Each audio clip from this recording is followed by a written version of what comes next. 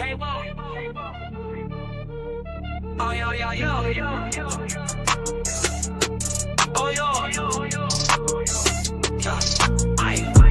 Came up from the struggle, now we stacking chips.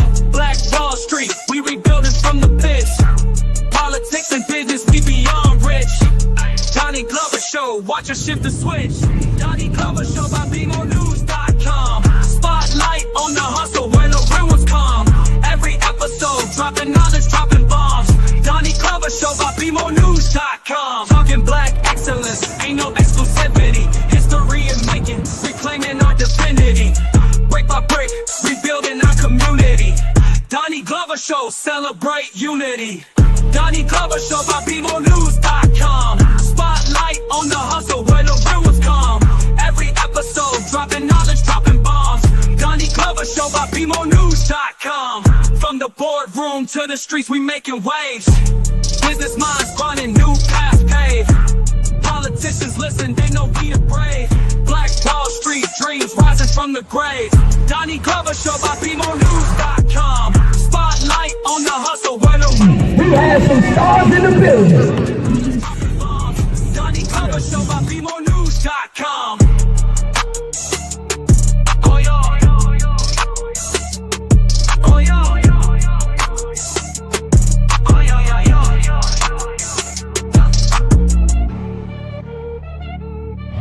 We'd like to welcome you to BeMoreNews.com, the news before the news, where we uncover the truth.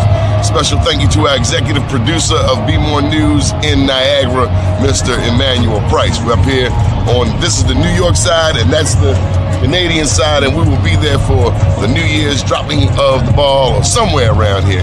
Very beautiful Niagara Falls, some of the best water in the world. So make sure you get out, get your passport, and do some traveling. And keep watching BeMoreNews.com, the news before the news, where we uncover the truth.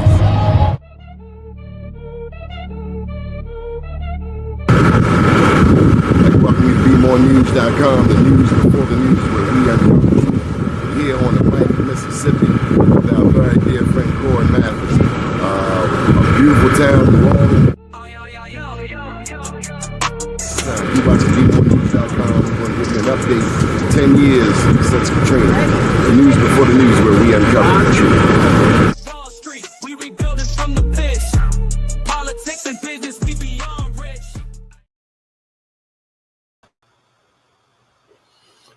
Good evening. My name is Donnie Glover, and welcome to another edition of the Indigenous Series here on the Donnie Glover Show. For over 50 years, I've been fascinated by the true history of this land. History that you will not read in the books. The history that often gets left out of the mainstream narratives. Tonight, we continue our journey into the rich, rich heritage. Rich is an understatement. Rich resilience, rich in contributions of indigenous peoples right here in Maryland and across this continent. The series has resonated with so many of you, helping us grow from 5,100 subscribers to nearly 8,000 in 3 months. That tells me we're uncovering truths that people are hungry to hear. The news before the news, where we uncover the truth. So settle in, because tonight we're diving deeper into the Indigenous Series. Without further ado, let me just get a little bit of that theme song in here, because it kind of makes my day.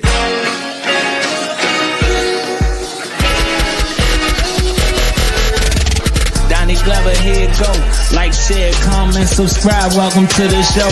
Peace, family. The shadow illuminates from the soul. Knowledge is so. You probably sitting on a pot of gold. Tell me in the chat, you think we from Africa? Really though?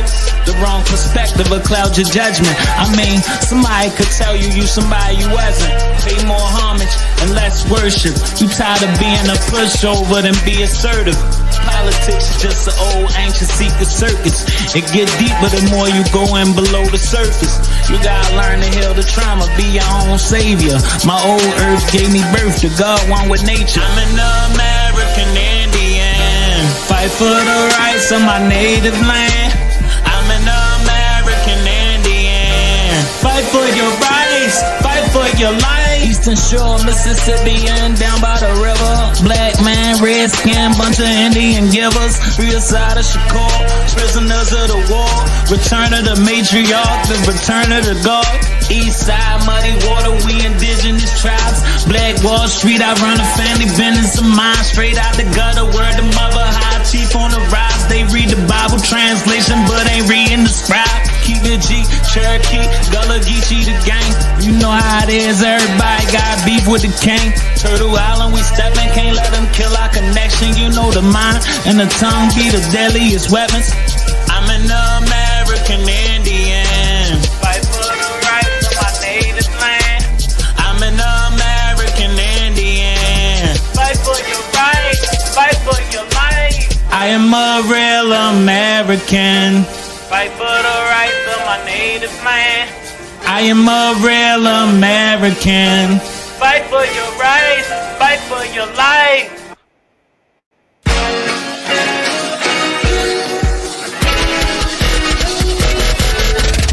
Donnie Glover, here it go, like, share, comments. Boy, I just love that. You know, Mafia, how are you today, buddy? All is well. All is well. You know, Mafia, I done How about- thought about this. I shared with you what happened, and I got to go ahead and make a public declaration. Now, you're going to be the nudge guy, so if I veer too far to the right or too far to the left, so I'm going to try to make a politically intelligent statement. I'll say. So we've had on this show, which started it all off, we had 3 interviews with Mike Lane. And for those watching, the 3rd interview ended rather abruptly because Mr. Lane became disrespectful. And I'll be damned if I'm going to have somebody come in my house and talk disrespectfully to me. But I put it aside and I saw some of the comments in the chat was, bring back Mike Lane. Right. Bring back Mike Lane. What I didn't really share is that upon doing some research on Mr. Lane, I've concluded that there's a lot of talk where the talk ain't matching the walk. The most important thing to me about Planet Well's presence is he keeps us focused. And he without even really saying it, we know he expects decency from us. You can cuss a little bit, but you know, Right. He wants you to be decent, peaceful. But he's also from New York. And I know in New York, you deal with a lot of people, 8 million people, and real fast. Mm-hmm. But there's something, whether you're in New York or New England or North Carolina or Tanzania or Puerto Rico, it's a basic thing. And a lot of people, you know, we get all of this knowledge and we think that knowledge puts us on a certain level. But the knowledge without some wisdom is nothing. Especially if you lie and steal. So we don't like people who lie, and we don't like people who steal. That's about all I'm really going to say, Mafia, in case you want. Yeah, that was a great presentation, you know, but as we uncover on the show, even with just knowing our history and our genealogy. No, he's not. Do your homework and see what I've seen. Because one of the things, and I'm sorry, Mafia, but I just want to say this. On this show, one thing that has been talked down upon, frowned upon, is calling us black. And I think you are witness that I have tried to avoid I would try to use as a synonym melanated, because some people have a problem with black. I guess, you know, there are those who just want to forget what we've been saying for at least all my lifetime. Black was, in my experience, a safe word.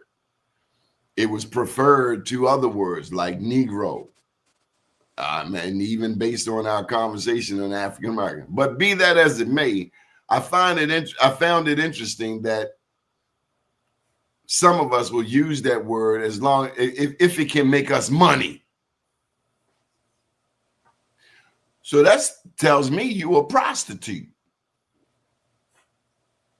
if you do things just for money, because that's not my core. We doing this because we see a need that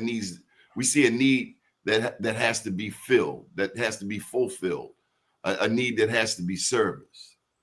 So yeah, you can kick rocks for real. You go back to Sacramento or wherever you're from, but we ain't having that. So I just spoke my piece. Thank you for listening. Hannibal, how you doing? Yeah, I'm doing awesome. How everybody doing? And I say that because remember we had double videos up? Yeah. Yeah. There's a reason for it. Old boy was in the back of this network doing a hoochie coochie. Mm. Yeah. That's a thief. That's a thief. That's a thief. You have no credibility here. I don't care what you know if you're stealing, because you're like the very people that you criticize. Right. Like we was discussing earlier, you know, we talk when we off screen and everything, but the whole thing is about our progression. And, you know, our platform is where people could come here and feel comfortable and discuss the things that they want to discuss. And we should be the soundboard and be able to listen and have decorum while we're listening. So I say that to say that call us what you want to call us, as long as you call us. You get what I mean? You know, whether you call us Black, African American, or whatever, everybody know our history. Play the games if you want to. That's just my message to everybody. And let me commend all of us for showing up. And Minister Balone, welcome. You know, it's glad to have you in here, because your generation, this is more important. You guys, you and Mafia, y'all are point guards. I'm with Planet and Hannibal. We up on the hill. Yes, sir. We letting you know though, watch your left. Hey, we gotta have eyes everywhere, but good to see y'all fellas. Yeah, already. You too. Yeah, all Absolutely. the time. You know, this the same thing we dealing with: ideologies, philosophies, people in survival to fight for whatever propaganda or whatever their fix is to why they doing what they doing, to promote that, to step on the next person that's trying to do what they doing as well. So this the same beast that we fighting up against. I did want to share that we've been working with the Baltimore Collegiate School for Boys. The Baltimore Collegiate School for Boys starts in the 4th grade. Now, you know, by the 3rd grade, by the age of 8, if a young person is not reading, you know, they already start building a prison cell for them. We should all know that as Black men. And if we can't read by the age of 8, the state has already counted that person as one for a future jail cell, prison cell. So this school, and you would not believe the different levels of hate on this school. The Black man who's running it, Mr. Avent, has that I know of 30 years in the city, good businessman, hired people, paid people, started a Black professional men business networking organization that's been around now 30 years. But so many people, particularly Black people, are coming down on this Black man. Now, he didn't lead the school to the level of grades that he thought he could. But the kids coming in, 2/3 of them are reading below reading level, reading below grade level. reading below grade level. So we're fighting to help him and bring the community to come out to the school board to speak up on his behalf.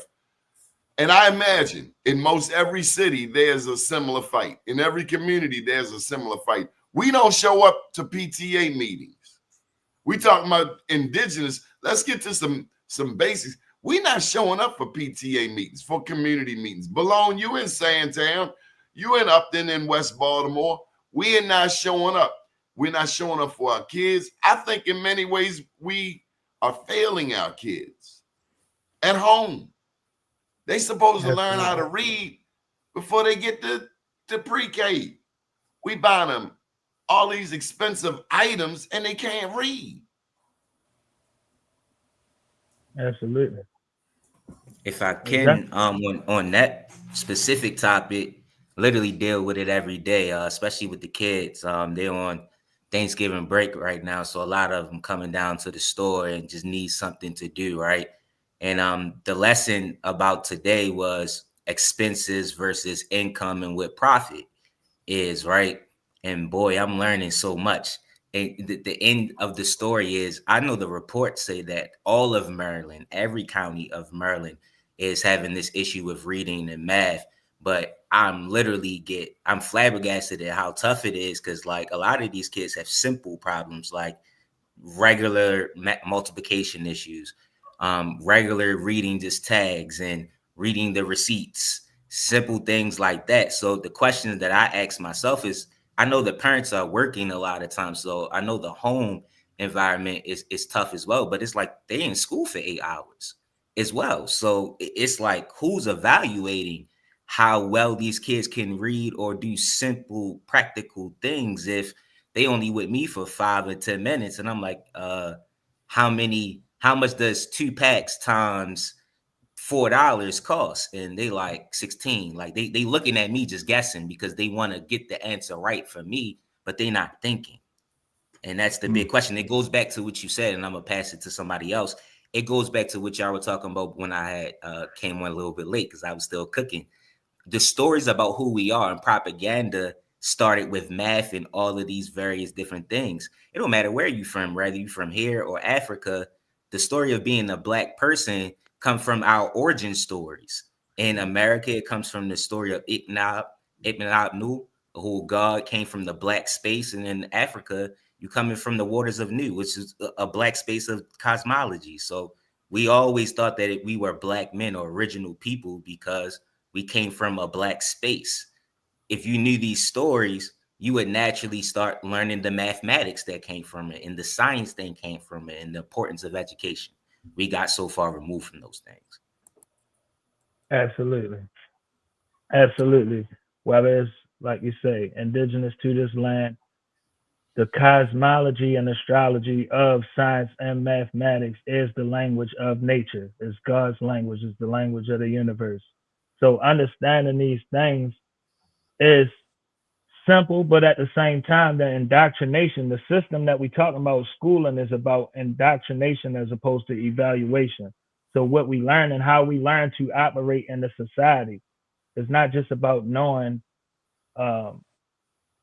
You got to learn how to use these tools in society, what we're using today, as far as in what we up against, and knowing how to apply this, because we still applying the individual pressure as a collective thing. We have to have like they say, take a village. It take a village not only raise a child, but to be a community. I think I'm a little bit older than you guys, and I can't remember when the people at the stores used to cheat our ancestors with their money. You guys probably don't remember the elders. Yeah. Mm-hmm. You know, the ones that, the first generation out of slavery and stuff. You guys don't remember them, but I do. And they used to cheat us. And them people had a high ambition for us. And with the rhetoric and the ideologies of this new generation, it's like you guys dropping the ball. Or we as an older generation ain't transferring or transmitting this old school knowledge that we got. I was just a little baby in the early 70s. You know what I'm saying? I was, I didn't realize it, but I was part of integrating the Detroit public schools. You get what I mean? I didn't realize it at all, you know, but the parents was arguing and fighting amongst themselves. But what I'm getting at is that we do have to harness some type of responsibility when it comes to education. Simple mathematics, simple things about time, length, and multiplications, and buying products in the stores. These are things that's common to us that we do every day that most of our children don't know. Like you say, they guessing and they holding their hand out like, hey, give me the correct change. You know, if someone take a dime from 350 people a day, over time, they'd have got rich. You know what I mean? So it's not a little thing. So let's try to build some type of programs where we helping and instead of or coming up with it. That should be the easiest thing, because we got great minds and educated ones amongst us. We could teach math. You know what I mean? We could teach basic reading and understanding comprehension skills. You know what I mean? These are things that we could teach, but we got to have a consensus amongst the parents. It's gone. It's some of us live a certain way, some of us live another way. But we got to have one commonality as these children, these babies, this next generation that's coming. That should be our main view, our main vision. You get what I mean? So one of the things you talked about, Mafia, and I've heard you allude to it before, you talk about the educational system as being one of indoctrination. Yeah, I'm just saying as far as in how we apply what we learning. How we apply what we learning in school. That starts at home with your parents. Your parents are supposed to teach you some common sense things. But this is what I wanted to say to you. Through the third grade, you're learning how to read. From up through the third grade, first grade, second grade, third grade, you're learning how to read. Right. We can't even get that part down. From that point forward, it's about reading to learn. I'm saying, say you don't want to be indoctrinated. All of that's well and dandy. But God daggone it, learn how to read. That's what we're not getting. Yeah. They say by the fourth grade, you could tell if a black male gonna be in prison. 8 and years that's like old. you said, that third, after that third grade, it's the fourth grade next. You get what I mean? By the time middle school facts, I knew I had my first drink. I smoked my first joint by the sixth grade, 11 years old. Now that's facts. You know, So it's just about figuring out where the disconnect is between home, school, and each individual child's ability to learn. You know it is. You know it is. We busy doing this. Yeah. Well, we damn doing this. That's why nobody can write. One of the things is the age. So, you know, Donnie, I'm gonna put this link in here because On Code has a lot of comments here, and you know, when we get people with a lot to say, we invite them to come on because we don't want you to burn up the chat. Come on and join in. So we'll put the link in there. Sorry, Planet. What I used to do, I mean, take it from a music situation. I used to, you know, get up and get on the bus and go to the music store and go through the albums, you know. And on the albums, they had liner notes, you know, and I was interested in the musicians, you know, so I wanted to read. I wanted to do that, you know. And it was a certain pride when you got the right album, you know, it was that whole thing. Okay. Then you brought it home, you put it on the turntable, you listened to one side, you reflected on that, and you flipped it over and you listened to the other side. Now, the average person has like 20,000 songs on their phone. Right? So we that's one thing. And that's when I say the age, this electronic age, as Donnie was alluding to, right, has substituted some of the basics that a lot of the older generation benefited from because times was slower. So now we have to implement, right? We have to really see what, we can't be romantic about it. We have to really see what the problem is. And we also have to really recognize where the deficit is. Okay? So in the family, okay, when there when there is a lack of family, then as Malone said, that it takes a village at that point, right? So you have to garner the responsibility for the people who are around you, right? So where you see an absence, you have to step up and do what you can to fill that absence, right?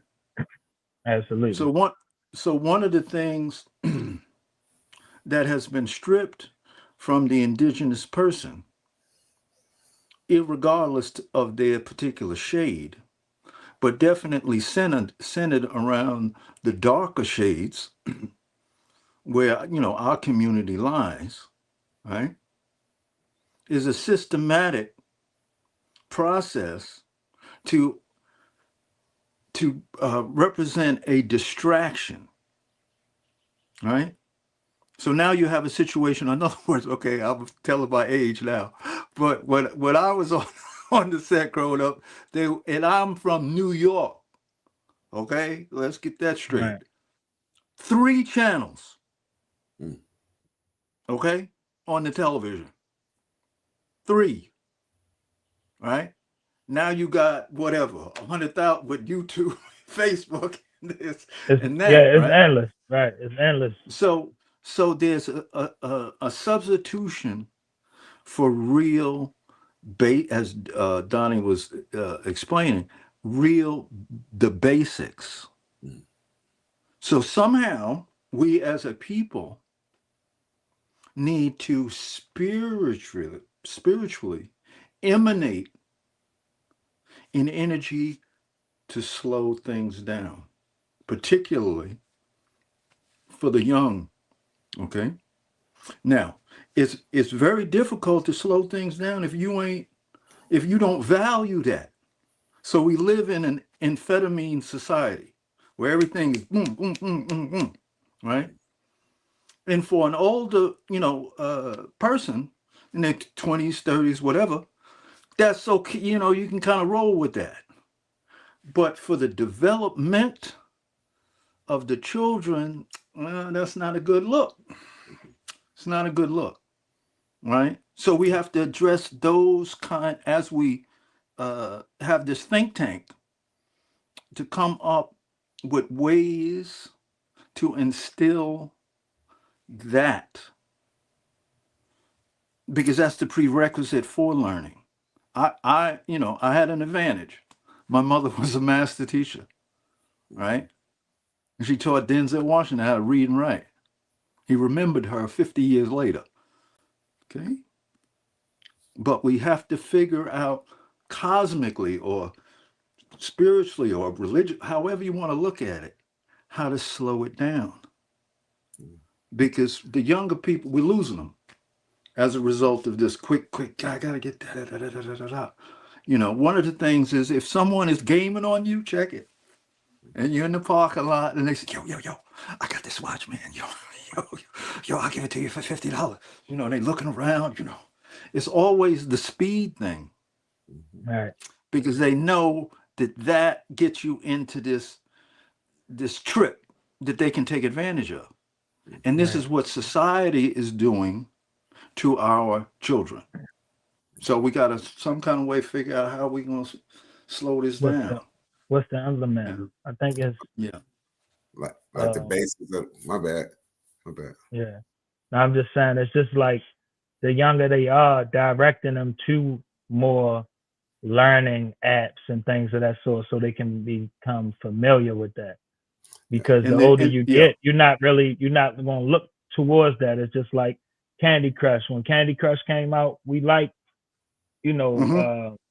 we remember that from a different period of time when it was slower. So as you introduce more things that they can connect to at an early age, it'll help, because the devices is not going nowhere, and how people use them in society, that's a hard thing.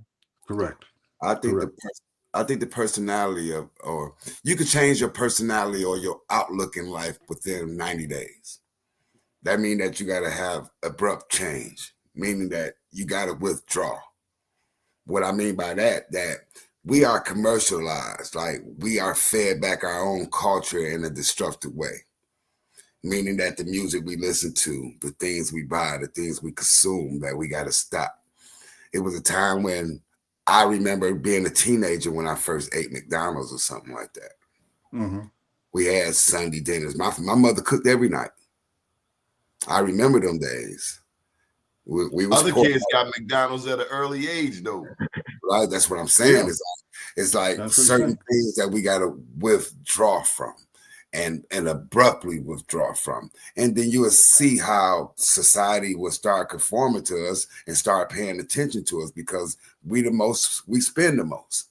So we focus how we spend and stop spending. You know what I'm saying? On Sundays, our people didn't do things on Sundays. It was things that certain things that we didn't do. But now it's a moving, like Planet was saying, we're moving. It's an amphetamine, a dopamine society. We need to be stimulated. We need to be massaged, emotionally coddled is the word I'm looking for. It's actually time for us to face on. Don't go around the corner on it, because we do ourselves and our people a disservice by deterring and want to save the feelings. You get what I mean? Planet, you would be proud of me last night.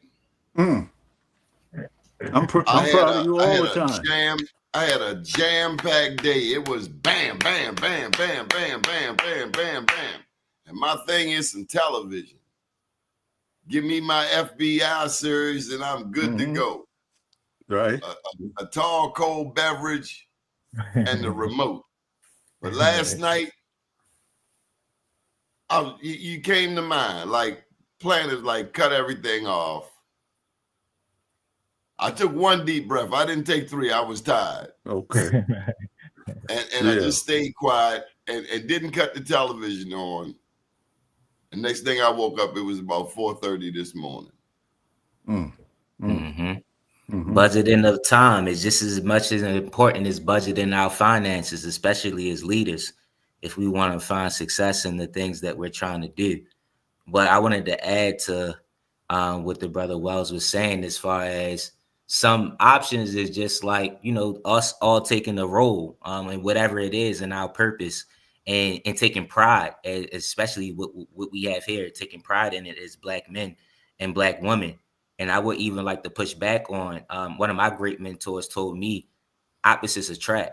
And too often we spend a lot of time trying to, like you said, coddle and trying to make people appease to the issues a lot of times, or appease to the feeling about how one feels when we know that we're not in an environment or doing things that is conducive to our growth. So naturally, it's not always about telling people what it is to do, or it's really just being examples, right? And being enthusiastic about it. I think that changes youth, because I have to make them understand that this is a fight that I'm fighting for them with. They don't all think fruit is cool. They don't think service for free is cool, right? But you have to show them that you care by getting in the field with them and fighting. And naturally, you gain their respect. As you gain that respect and you're teaching them something of purpose, they start to listen, right? And we in a different environment than the classroom, because the test here is about integrity. The test here is about respect. Versus in there, it's about what they're being graded on and what they say, and it's institutionalized in a way that isn't even natural to them. So I think the more really we are about how we can integrate ourselves with them, the better. But that goes. Hold on, I got to share this with you. I'm sorry. Go ahead, Hannibal. I was saying before, I was trying to tell Mr. Balone that goes within the community the store owners, the places you go shop at. It's got to be a whole collective, you know. When we used to go to the store, Mr. Bishop owned the store. We knew them. They lived right around the corner. You know what I mean?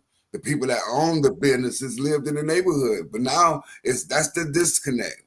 Until we get the people that own these places to be right there with us and and fight the same fight we fighting, because they are somewhere else. So that type of money is there. So it's kind of hard to get this type of push behind what we're trying to do in the neighborhoods. You get what I mean? Yeah. I see it. Yeah. One of the conundrums. You want to go, Donnie? Go ahead. No, sir. Okay. One of the conundrums is that when one of the things about slowing down, why they don't want you to slow down, is because when you slow down, your internal compass actually tells you what's right and what's wrong. We all have it. We deny it because we never ask, we never inquire into that, who we are. We're always rushing. But if you stop and think, you know, if you're going to be hustled on, this is street talk. If you're going to be hustled on the street and you slow down just for a minute, the homie is going to leave you. Right? Because he knows he can't run that game. Well, it's the same thing. So that's our question. That's our question. Right? So, Yeah. Hannibal, what you got behind you, brother? Well, that's our for my family, it's the Muskogee League Kusa symbol, sovereign descendants. You know, got the mother of the tribe ahead at the head. It's our emblem. My family and a group of our families, we use as our emblem. And pronounce it one more time. It's a Muskogee League, meaning the people of the Muskogee people. It's a Muskogee League. That's what you've been saying all this time. I thought you was what that? It's a Muskogee. Okay. Yeah. And you know what's the G is the K sound like a G. So when you learn the phonetics of the alphabet, you'll be able to pronounce the words. You know. I just want to know: did you ever throw this on a lady? Oh no. No. I mean, and what the beauty of the language, the beauty of the language, right? You see how it flowed. You see the rhythm in it. Yeah. Right? It's a Muskogee League. Yeah, you feel what I'm saying? Right. You could throw that, that Bobby Blue Bland on that bad boy. You feel me? It sounds like a pickup line. It's a Muskogee League. Yeah, yo. You stand like Chichen Itza down, you know, where the pyramids in Chichen Itza. The people that built them pyramids are the people that I'm talking about, or Itza Maya. Yeah. That's the ancient people that came from the Yucatan up into Georgia, and this is how you get your Muskogee speaking people, or your Miccosukee speaking people, or your Hitchiti speaking people. You know, you got your Alabama, you got your Natchez speaking people, then you got your Shawnee, your Algonquins that was up north and got pushed down to where. What tribe got the prettiest girls? Can you tell me that? The Creek. So like we got to talking about the tribes. The Creek is the biggest one. So when you look at us as African Americans, we majority got. I bet you the majority of us got Creek ancestors, because if you come from Georgia, Alabama, Mississippi, Florida, South Carolina, even up to Tennessee, and even up to Virginia in some parts, you got this Creeks there, or Muskogee speaking people. Because it was split into the North and the South, though. So the South was just the Yamasee. Yeah. Just different name. You got to say this. The Yamasee come from the Carolinas. So in 1713, the Yamasees was pushed with the Guale and the other tribes there. They was pushed west. They came over to Coosa. It was 4 mother towns of the Muskogee. You got the Coweta, Tokabachi, Abeka, and Kusa. My people was the head mother town, Kusa. So the Yamasee came with us over there. And then when they fled and became Seminoles, they fled out of Kusa into Tallahassee, Florida. That's when they became Seminoles, because you had Captain Nichols from over there. He brought the Africans over, and they was fighting and coming and chasing the Seminoles. You know what I mean? So it wasn't just the Muskogees, Yamasee. It was a confederation. There's a whole bunch of us. You get what I mean? Whole bunch of tribes, brother. Yeah. Sister said Eskamaku. Got a couple things I wanted to share with you, gentlemen. Let's hit this first one here. Ain't nobody convinced me that the music of a generation ain't important. The way that people interacting with each other now, boys choking out girls. When people were singing stuff like "My whole life has changed since you came in," I knew back then. Singing stuff like "Brother, don't let nobody hold you back." The temperature was different with how we interacted with each other. And with AI music, even less soul, emotion, and vulnerability is infiltrating airwaves. So if you make music or any kind of media that influences the way that people think, let's change what we're talking about.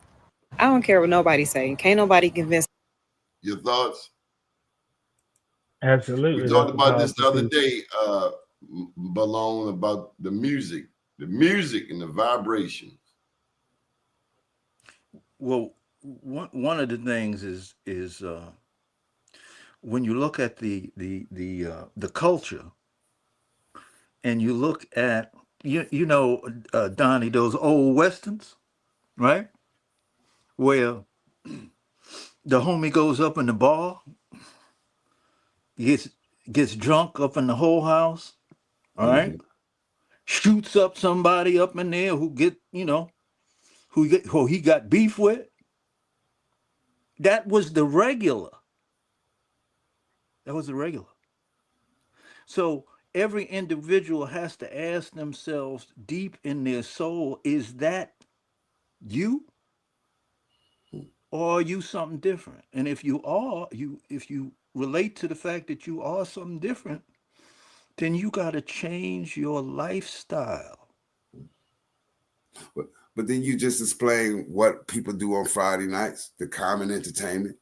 You know what I'm saying? Just to show the audience or the younger generation what they doing currently, or they think there's something new under the sun. There's nothing new under the sun. They was doing them things back in the 1700s, going to the bar, getting high, doing, you know what I'm saying, messing with the chicks and doing what they doing. You know what I'm saying, messing with the new drugs on the scene. You know, it was cocaine back then. It was morphine. It was all them types of things around. You know, alcohol, rum, you know, maybe stronger than what we got now. You know what I mean? You had people that was bums living on the street. You know, I think they got some of them old movies when they show the footages of people right after emancipation or right before the 1910, you know what I'm saying, around that time. And it was the place, it's like tore up. It was like everything was just shambles. You know, they tore down like a lot of the old houses, like in the 70s and the 80s. But if you ever seen them places, this place was like, it's messed up now. It was totally messed up back in the days. You know? Let me share this clip with you. Okay. State's government got a UCC filed on everyone. So I said, prove it. He said, go to maryland.org.ucc. Scroll down. Do a number search. Put in this number right here. Okay, y'all, follow me. I was following them because I wanted to see the outcome. So I was patient. Then when I was done, all of a sudden, it was like everything popped right up. Look at that, the Federal Reserve System, United States Department of Defense Accounting Services. So I decided to scroll down some more, get a good overlook, check things out. Then I went deeper. Y'all know me. I like to do a little bit of that investigation, hit the button, and look what popped up. Oh yeah, all of the fees and how much they paid. How much they paid to file they filing for your body. Okay. It was $198 though for the whole complete process. And that was for them. Hell yeah, certified. They wanted a certified copy. And here's their UCC financial statement. Y'all see who is the debtor? Debtor 2. Debtor. Who is the secure party? The United States Treasury. And look at the bottom. Don't forget every check mark box. You want to know everything over here. Let me go to the addendum, the UCC3, and look what else they filed. Look what they claim to here. Look who's the debtor in here. Look who's the debtor in here. And look how much. And look at what they claimed. All real men with hands and legs. And all real land in the United States of America. And look. Does that make sense to any of you? Absolutely. Yeah, it make a lot of sense, but that's what we was talking about last time in the sense of like when we talking about war and army and all of that type of stuff, they doing battle at so many different levels, and it's protected based off of governance. But I'll answer directly to the video. The UCC stuff is it's tricky in the sense of all of that stuff can be true. Some of it can be a little spooky, but how do we combat it is the question that I would ask the community in regards to when we sign up to be naturalized citizens, everything is subject to negotiation. That same code that he's speaking to, UCC code, there's an Article 3, Section 202 that speaks to negotiation, and it goes into what you do every day. We negotiate with our jobs. We negotiate with our citizenships. It says negotiation is effective even if obtained through infancy, when you a baby. So that happens when you get a birth certificate. When your parents sign your birth certificate and say they signing you over to be a naturalized citizen. So that happens through negotiation. So when we going through and we looking up the UCC codes and we talking about they own our bodies and they selling it on black markets and stuff like that, these things can be true, but we negotiated it to be okay. So now we need to clear our citizenship and have protection in order to fix these things. And that's why the governance is very important, because you negotiate through, even if they lie and they make a mistake, this is in that UCC code. Even if it's breached by an illegal transaction, as long as they get away with it and you don't have a way to redress it, it's called negotiation in American law. So that's what UCC codes protect. Now, one last clip to share with you and pass the ball. The term African American, for example, needs exact definition, since there are white Americans who can claim African descent and an enslaved ancestor, and they would otherwise qualify. So the condition of being a descendant of, quote, the institution of slavery should specify, first of all, slavery in the United States, since this is a project for Black descendants of persons emancipated by the 13th Amendment and the Civil War. Okay, that's a distinction that we make in our proposal.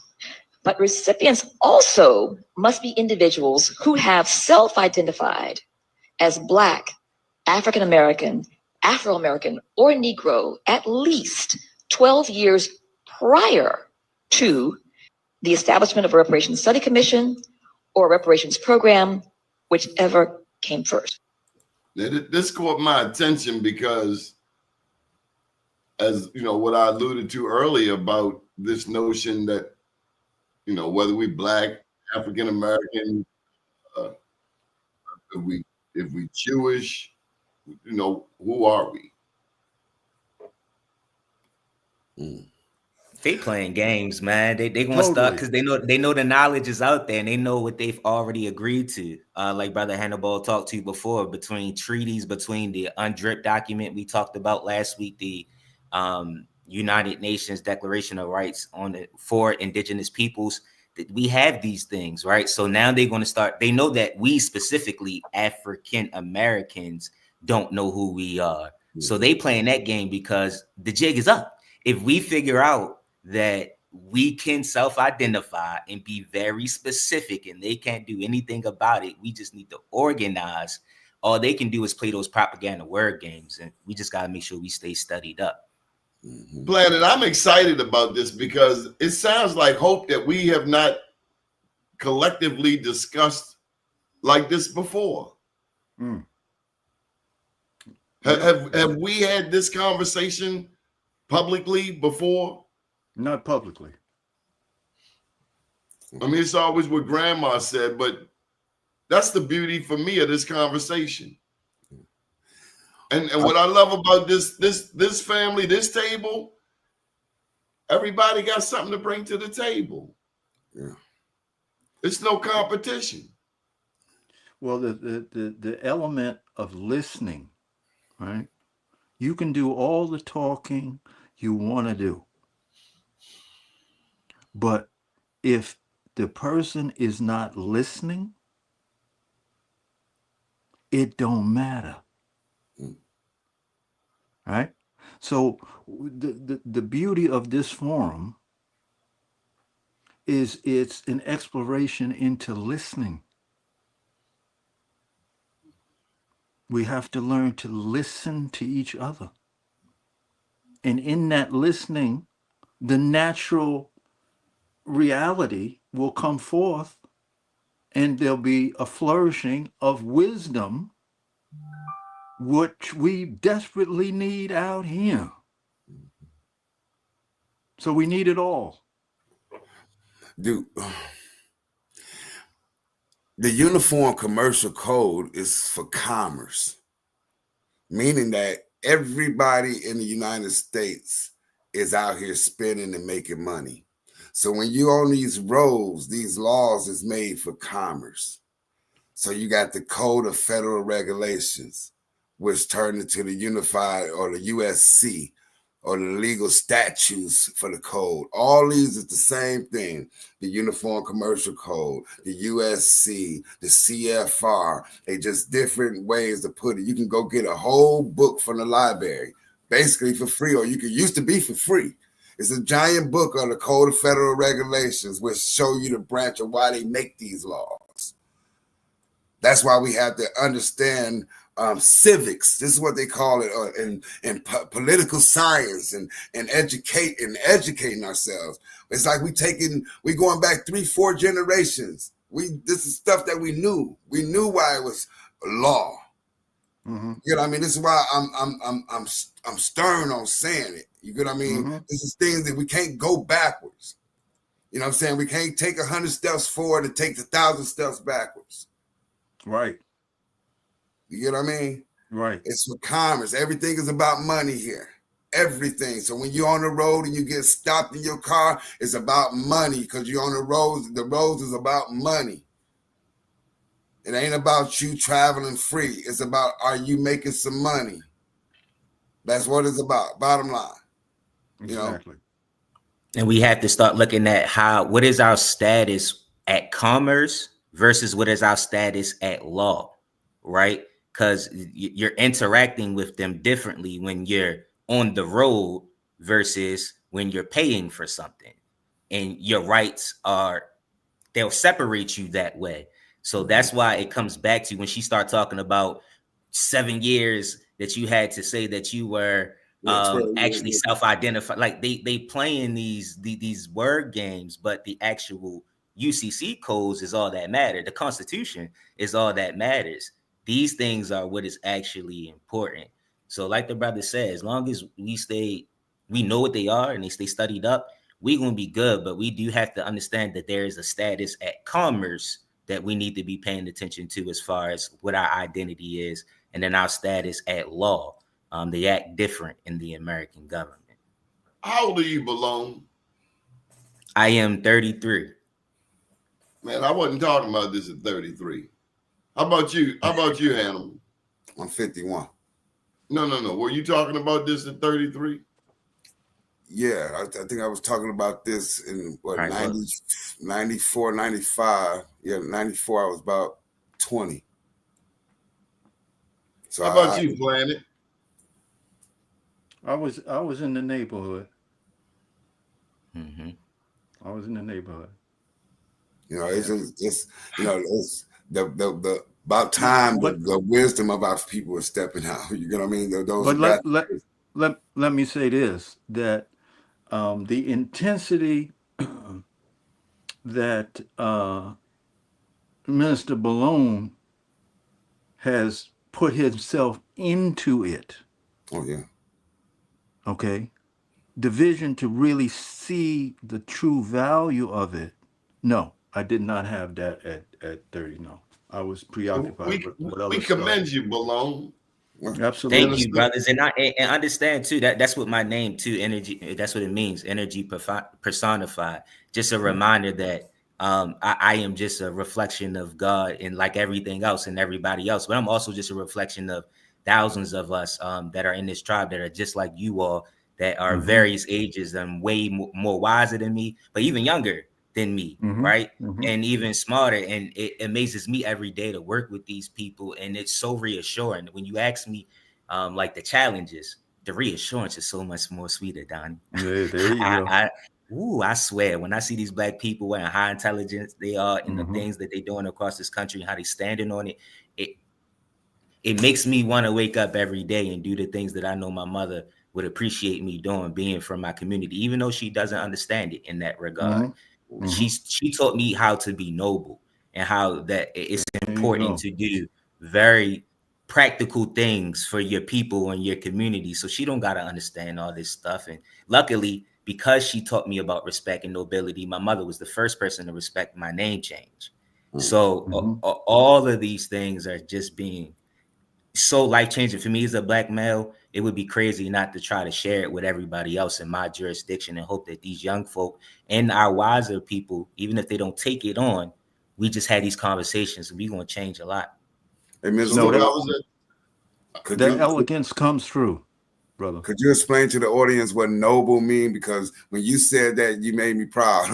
You know, can you explain what nobility and noble mean? Because they always talking about being kings and queens. Tell them what the nobility is. You know, okay. Can't hear you.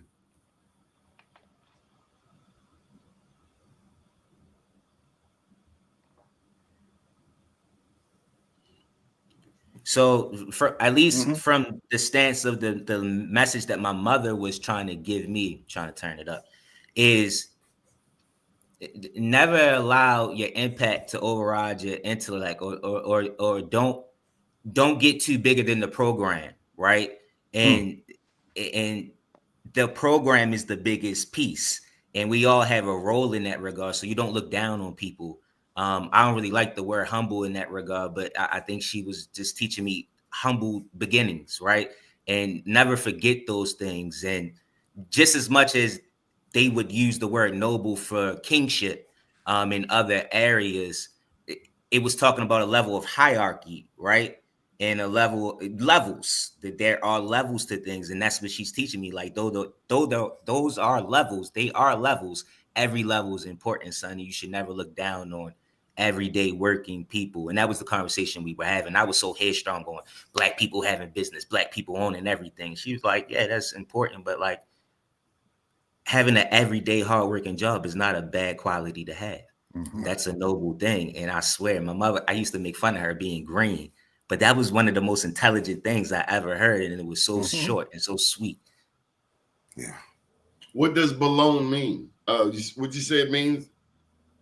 So Bologna is one of the 13 ancestors. My cosmology card is the 9 of clubs. It just so happened to be Bologna, which garners the underworld. And it's 9 levels of the Bologna underworld. However, I named myself Bologna before I even known that, because I was always going by energy, INNERG. I do solar. People always like me too for my enthusiasm and how into this I am too. So I was going by energy personified. Mm-hmm. We What have language? with language. Yeah. No, that's black fanatics. INNERG. The G, instead of saying ENERGY, I just spelled it my own way. Yeah. Belong. Energy.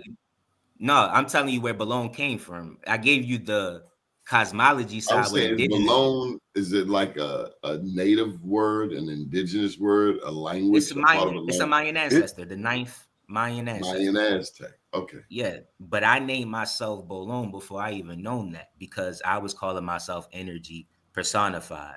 Right. My name is Bolon Zahir. Zahir is the middle or one of the attributes of Allah.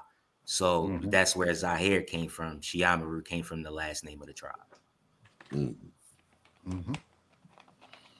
I love it when Hannibal quiet. That means he learning something he didn't know. Because usually Hannibal giving up the coop bar. He giving up the I'm paying attention. He just soaking it up. Yeah. I was soaking up the same thing, but he was going through his actual tribe as well. And the sister from the back, we got an emblem as well of Sister Isha, the god Isha, which basically is a depiction of a woman, but it's really talking about the relationship between the moon and Saturn. But it's a black woman. And in Mexico, everywhere, they always showed it as a black woman. It reminds me of that type of picture right there. So it's beautiful to see the brother with the ancestors with him. Yeah, I was trying to, more focused, not because each clan had a mother, and if you could tell the people by the mother, and now our people is what basically we get now with our mothers now. You get what I mean? So it's like used to be that we could depend on more the mothers, or it was a reverence for mothers. Thinking about what happened. Maybe in Chicago, how the kids jumped on the mother. I'm thinking we need to get back to our reverence for our mothers. You know what I mean? And that would bring us back as a people. All right, so we just in the baseball season, but I still got a curveball I got to throw at you cats. Today is Tuesday. Okay.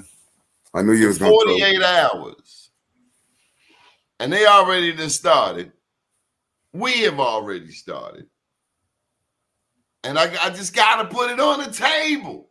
Because we weren't doing this show this time last year. I want to know what you say when a person says to you, Happy Thanksgiving. Because I done said some slick SHIT over the years. It wasn't happy for the Indians. What do I say in 2025? Now that we've had the Indigenous Series, do I say Happy Thanksgiving back to them? Do I grit on them? Do I just ignore them altogether? Do I say Happy Thanksgiving back to them? Let them be what it is. Be what it is. Say it is what it is. What y'all gonna say? Somebody gonna say it to you. You out there walking the dog. I was letting one of the other brothers go real quick. Happy holidays, brother. And you like, I'm past it now. Do I like Happy Holidays? Do I think of a white Christmas? Hey, gentlemen, do I think of a white Christmas? Our people celebrated all throughout this time. I found new reasons as I found more study, right? Like the brother said, the quieter that I got, when I was younger, about 5-7 years ago, I'm an angry black man, for real. But the longer I learned how to be quiet, fast, meditate, look for different answers, you started to find that our people, our indigenous people, and again, indigenous, no matter where you talking about, right? They were following the sky, bro. You feel what I'm saying? So around that time, even the Muslims, the sky. What sky? I'm gonna tell you right now in less than 30 seconds. In multiple different cultures, you found all across the world people around the Thanksgiving time.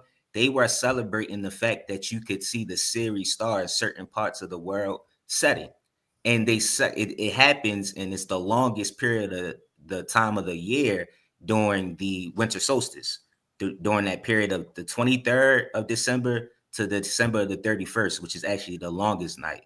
And various different cultures will talk about a night of power that happened at this time of year. Not just the whole Santa Claus thing. The white folks started to they've been doing that for a long time, even before they came up with Santa Claus. This history has been around way before then. But that sacred time between a week or so before Thanksgiving down all the way to December 31st, or what we call the New Year, has always been a sacred time for indigenous people across the world because they follow the stars. So, you know, they just started to shift everything they can for economics, trading basis, raping and pillaging and taking land. For whatever reasons they were using it at that time, they knew that the issue really is we were vulnerable because it's a spiritual time for us across the world. And they knew that. They studied that. So for me, now that I understand it, it was a time for us to celebrate. Even indigenous people in America gave the evergreen to the white folk during that time, because the evergreen, the smell from it, it was supposed to give endorphins to make you smile and make you happy. And they would also bake it as well. But the evergreen tree did not come from Christmas. It came from indigenous people. They even had it on the flag. It's a red flag that you can find on the wall. And they had the evergreen tree on it. It was almost like a treaty that they would give to people to say that they were given respect. All this to say, all this stuff came from us, not from them. Well, absolutely. The other thing is that in terms of, like, once again, the stillness, that you know, like when you leave the city, you can see the stars, right? So imagine a world when there wasn't no city lights in it, right? So what was the entertainment, yo? Looking up in the heavens and charting that and seeing how that flowed, right? So they have this big thing now where they have the disclosure, and they talk about the UFO disclosure, right? I find that very, very insulting, okay? Because my people have been telling of stories of interacting with other beings since antiquity, and no one has listened. So now everyone's listening simply because, okay, some homies in Washington, okay, are putting a committee to say, no, well, we're going to tell about the disclosure. That's ancient knowledge for us. That's knowledge that runs through our veins. Yeah. We can ignite that knowledge in the meditation. Okay? In the darkness is where the stars are. Right. Horace Lee the Fourth. Hey now. Peace, my brothers.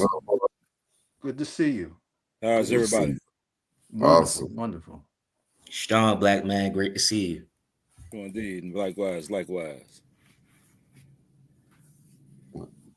So how your day been today, Horace? Been one of them days, man. Mm-hmm. Up here in Cleveland. Oh, okay. Yeah, just got here, you know, to deliver this load.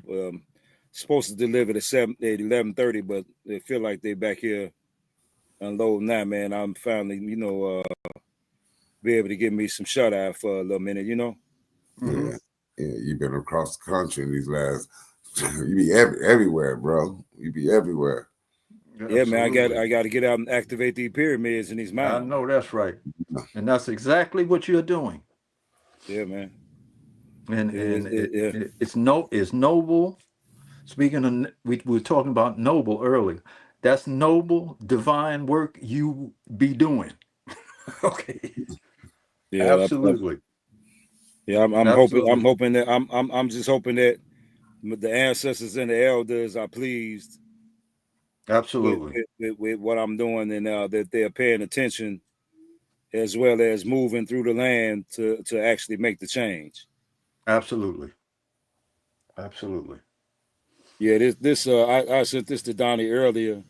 Mm-hmm. When a person in the chat was saying I forgot what the comment was, but these are those Moors who went by the name Etruscans before, I guess, they adopted the term Moor. Mm. So this is those who learned from the Kemites in Africa, in Timbuktu as well as Nubia, and they went on over to Greece. Like all of those people who we attributed to being white people. That's what's my man name that wrote that book, Stolen Legacy? Joe James, Jay. I can't never get his name, but yeah.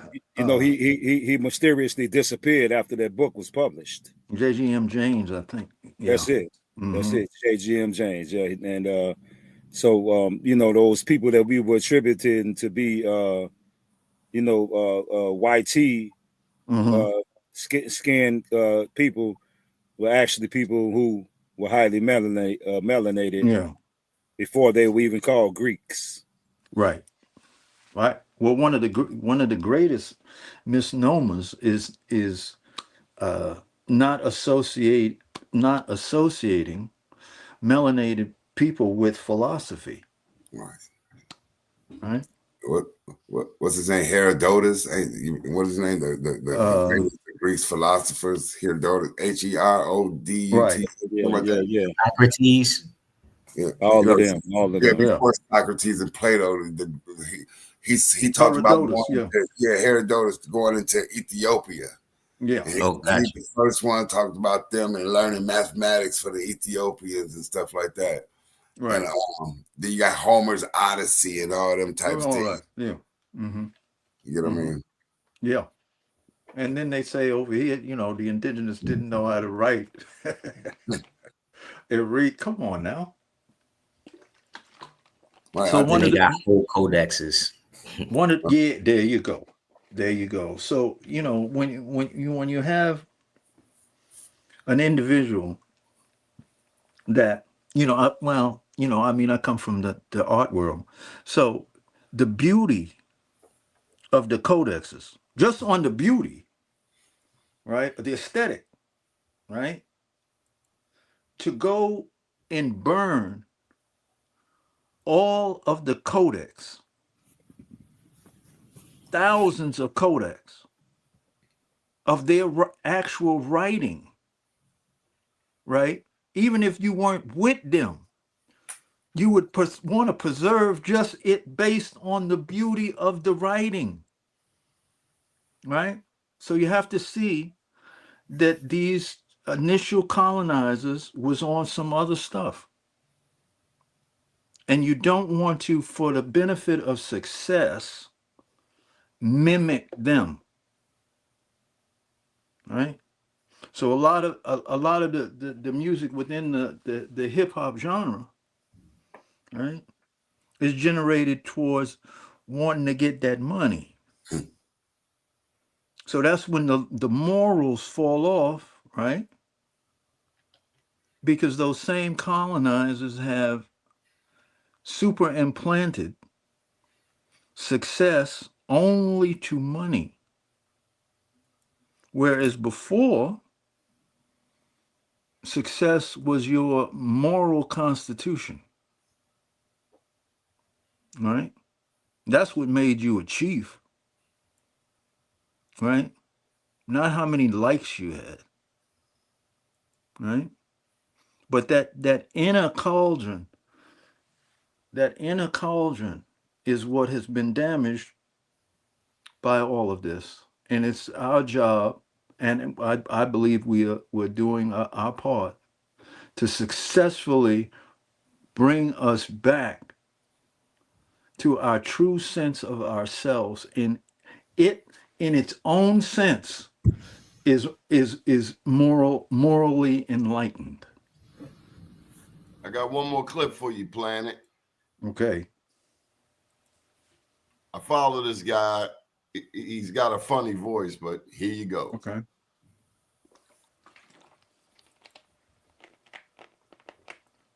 To release this secret. Oh, I've been waiting. Let me give you the introduction because he always he got a unique opening. Get in here, get in here. I've been waiting to release this secret. Oh, I've been waiting to release this secret. Now, I know you always heard of the 13 colonies. And have you ever wondered why Europeans don't even talk about the 13 colonies? Because the 13 colonies was you and I. Now, before I show you the receipts, if you'd like to donate $1, I greatly appreciate it. But let's continue to the secret. Now, do you ever wonder why John Hanson was the first black president? 13 stars and 13 stripes? Well, go ahead and take a look at this right here. And this is coming from Texas. Black Indian, Negroes, colored, mulattoes, scattered tribes of the 13 colonies. Go and take a screenshot. You can get a little closer. Right? See it? Right? This is official. This is legit. They go to the other side. This was in 7/12/2024. Right? Texas. Right? As you can see, assumed name of records. See, this is legit. This is not nothing to play with. But it gets a little more deeper. Remember the Micmac tribe? Well, it was a war in Memphis, Tennessee, and the Micmac tribe, where they invented the Egyptian hieroglyphs, the 13 colonies. You got to go back and watch my series. But yeah, I'm trying to get them donations $1, but I greatly appreciate it. But now, you know the secret of who was the original 13 colonies. The only reason why it's called the 13 colonies because each state was a different country. So if you move from Chicago and then move to Maine, you're in a different country. You move from Memphis, then move to Philadelphia, you're in a different country. That's why they call colonies due to the war in Egypt. Did you catch that? Oh, and in case you was wondering, here go the colonies right here. In case you was wondering, here go the colonies. Okay, here are the 13 colonies. So it's bigger than what you think. It's literally bigger than what you think. Man. Bam. Anybody? Yeah, they were still in the 13 a lot, but essentially they got that right to do that through integrating themselves through their Continental Congress, their first and second Continental Congress. That's why we can't find the original Constitution. What they were doing through that time was they were using the original secretaries of their Congress to integrate themselves into the indigenous communities. And they were learning about how they were using their governments. That's where they got their three-party system from. They stole that from us. The 13 stripes, it was just our 13 ancestors, but we used it various different ways. We had, like the brother's been talking about, we had different confederations. We had 13 stars. Exactly. It's so many. And this actual flag is not a Confederate flag. That's all over Georgia. It's on the top of Stone Mountain. It's in various places on Stone Mountain. But if you're in Georgia, you've seen it there. Oh. You gonna have to say that again. Y'all gotta get this book, and we will show you in this book where that flag is clear throughout America. It's not clear, Minister. It's not that clear. Your screen went foggy. Maybe you were too close. Hold the book up. It's on Blair right now, but I'll put the link in the chat for you. Okay. It's called The Lost Aboriginal Heritage of the So-Called Negro African American. And in this book, it'll show you a few of the codexes that the brother was talking about, where you'll see this so-called Confederate flag thousands of years before anybody thought about some Confederate flag, right? And then you have it at the top of Stone Mountain as well, which is, I mean, either you can call it a mountain or just a part of nature or a mound that our people used to occupy, right? So we just got to start looking at these things. Stone Mountain, and pardon my ignorance, I guess it only makes sense. Stone Mountain was originally black or melanated. Yep. If Because you're on the way to Stone Mountain, when I lived in Georgia in early 80s, we were told, do not go to Stone Mountain. why you think? I went to Kennesaw, Georgia. I was the only thing black out there besides the floor. This was in the 80s. And now Stone Mountain, Kennesaw, these places have been melanated. So it's like, I guess you're saying we return to what we originally had. Yeah. Only if we do it in the mind. We have to see ourselves as these people. Just as you said, Kennesaw ain't a European word.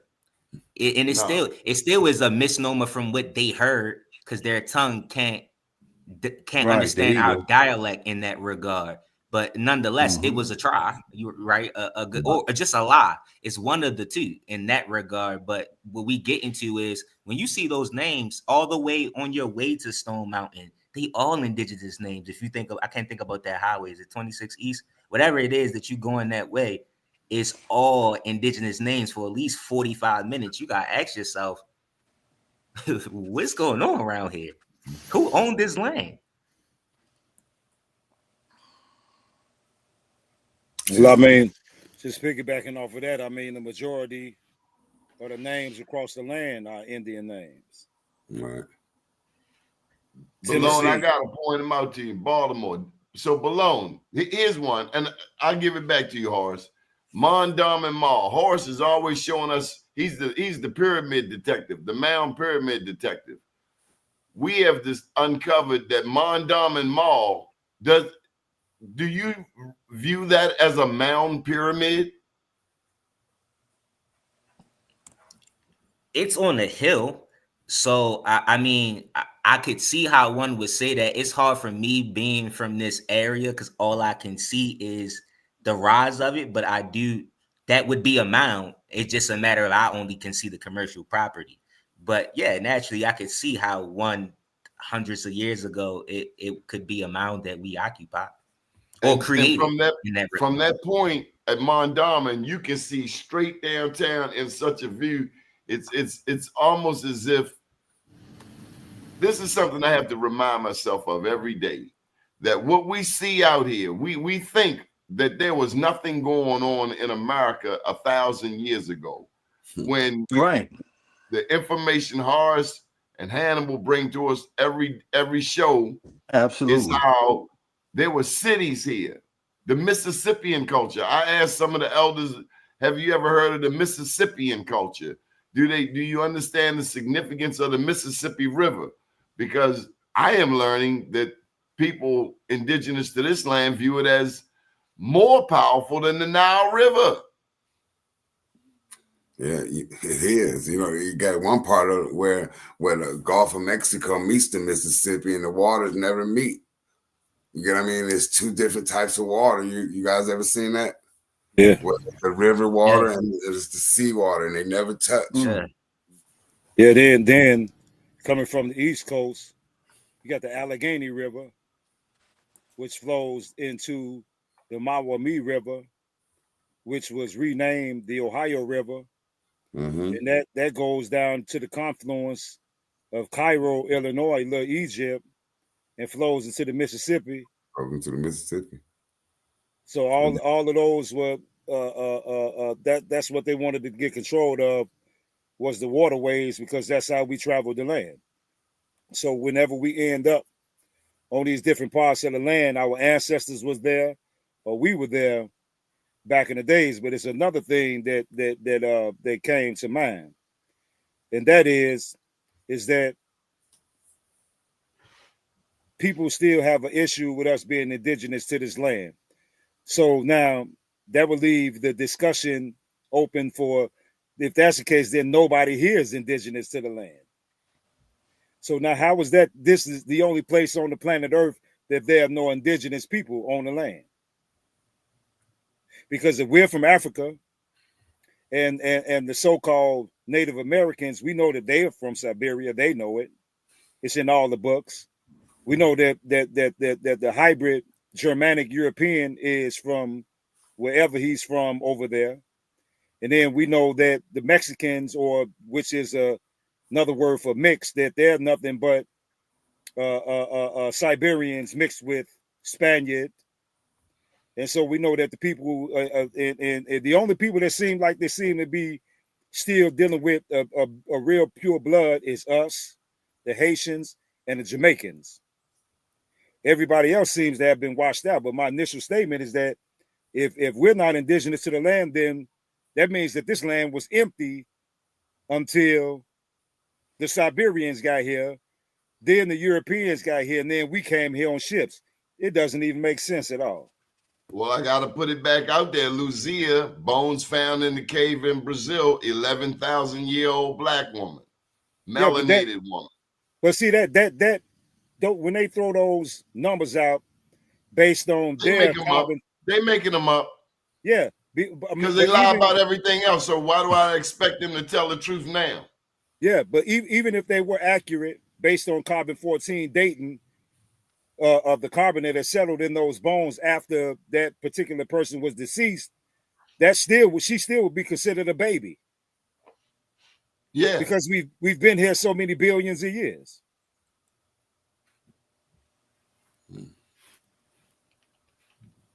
So they throw these numbers out, these little small numbers, 11,000. That's just like saying, oh man, that this cup of water matters in this ocean. Come on, man. Mm-hmm. Yeah, we have no birth date at all. Correct. There you go. We have no birth date. And what happened was there was a cataclysm, and it happened, and it split up the world.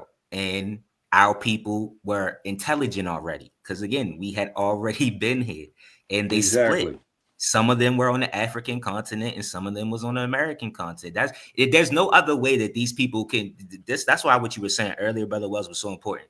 It's no other way that these people could be making these beautiful paintings, because the most intelligent way to share information back then was to make pictures. It wasn't to speak, because we had different dialects at some point, right, over time. Right. The fact that they would do that, and we see dark-skinned people on two different sides of the world killing fair-skinned people, and also alphabetics close to the same, 13 gods close to the same, the cosmos close to the same. Like, yeah, we are a family, but we just over time got separated because of things happen on Earth. Because we don't have a birth date. We can't talk about everybody, but we've been here forever. Well, let me piggyback right quick. It's even been a misnomer that the land separated, because they're still connected underwater. True that. And that's the first thing. The second thing is that those how do you pronounce that word? Cataclysmic. Cataclysm. Yeah, but if I wasn't tired, I might be able to pronounce it. But anyway, those particular catastrophes, I use that word, happened, which were the equivalent of the bubonic plague. It was Mother Nature's way of getting rid of this being that's on the land that's not supposed to be here. That's just like a lot of people aren't even familiar with a Mongolian by the name of General Monk. Mm-hmm. And General Monk was actually going into the Caucasus Mountains, slaughtering these beings, but he was stopped by who, I don't know, but he said that if we don't do this now, that these particular beings are going to be a thorn in the sides of the people on the land. Mm-hmm. All right, Harsh. So what you gonna say in 48 hours, or what you gonna say now when they come up to you and say Happy Thanksgiving? Well, I mean, you gonna crack slick on them and say it wasn't all that happy for the Indians? No, it wasn't.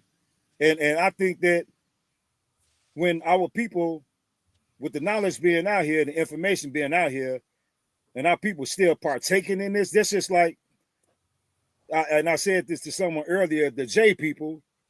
I don't like, saying their name because, this is your platform, but the J people, it's like them celebrating the Germans slaughtering them.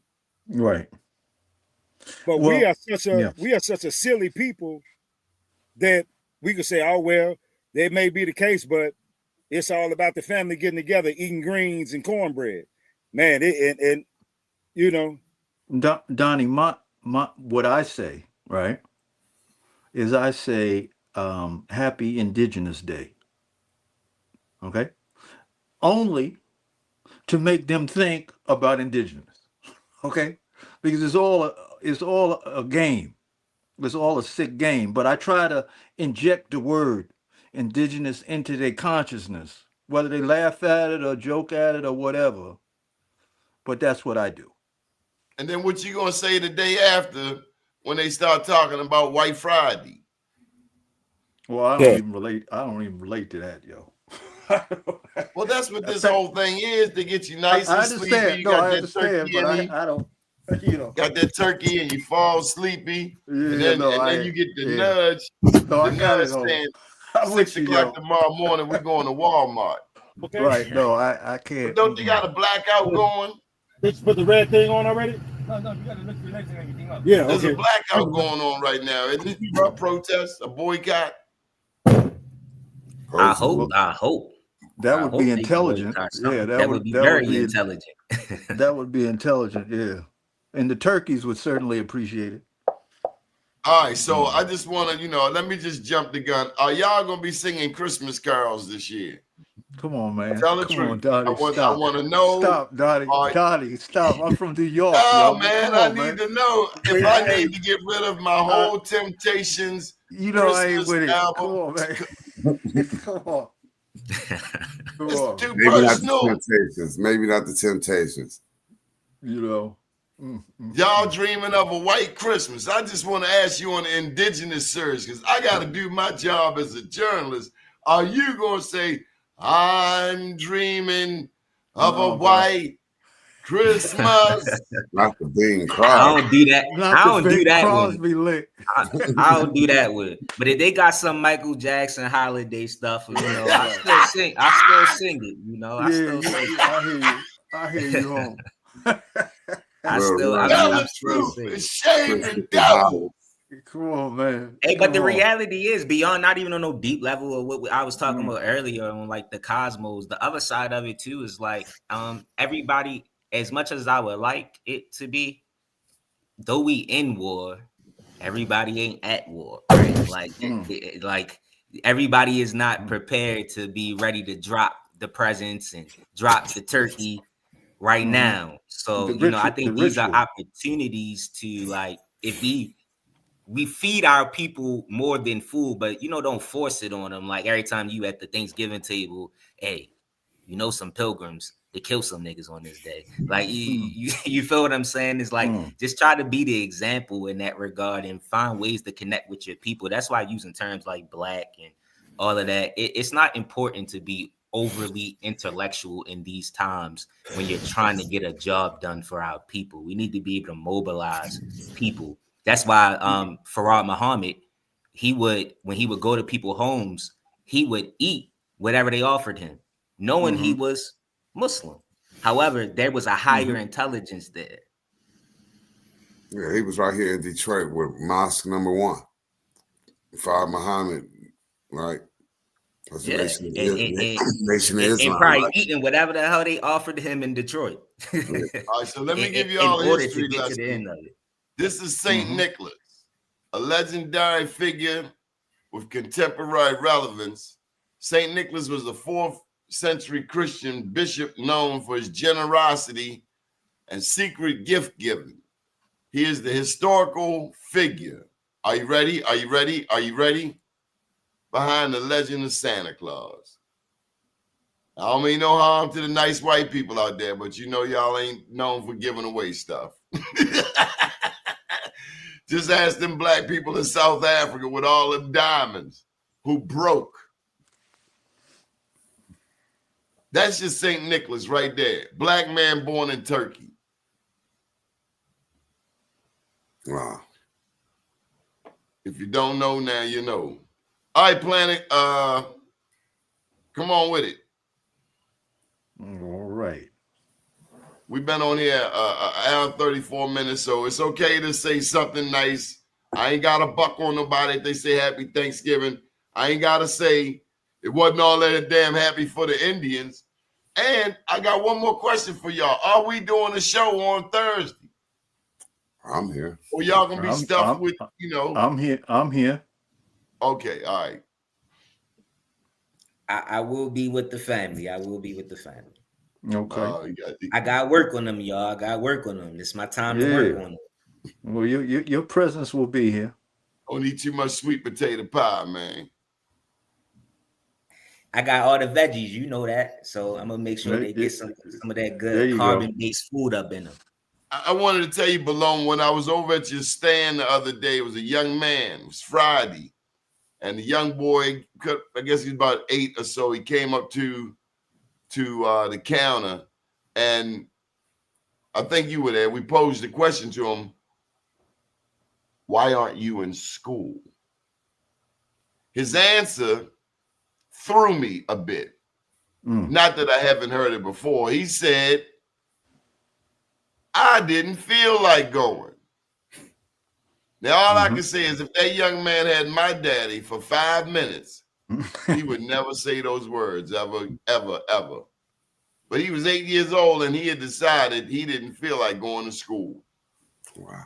And y'all gave him something to eat. Older brother there gave him something to eat. That's how we meet a lot of the kids, man. Because we had a time where you don't want to say nothing to nobody, kids, because Caddy is shot for that. Yeah. Real talk. Don't say nothing to my kid. It wasn't not my baby. Yeah, it was your baby. As a matter of fact, your baby was the ringleader. Talk about it. All right, Planet, we need to meditate. All right. Because I ain't going to lie, I'm going to see some peoples on Thursday. And my goal is to collect a plate everywhere I go. And then me and the dog get some work in. I ain't got to get no food for a couple of days. You ain't going to have no chitlins on the places. Oh, no, but I got to tell you, I have eaten a wrinkled steak before. That's what my daddy called them, wrinkled steaks. Matter of fact, back then, we wouldn't eat them without the hog maws. Now, I did have a problem eating the trotter. You know what a trotter is? Pig feet. Yeah, that's the pig feet. That right? I had my plate. My daddy had his plate. And I picked a little bit of meat, but he left nothing but a pile of bones. I was like, well, I'm not eating all. Plus, the pig feet had little hairs coming out, like, you know. We're called trotters.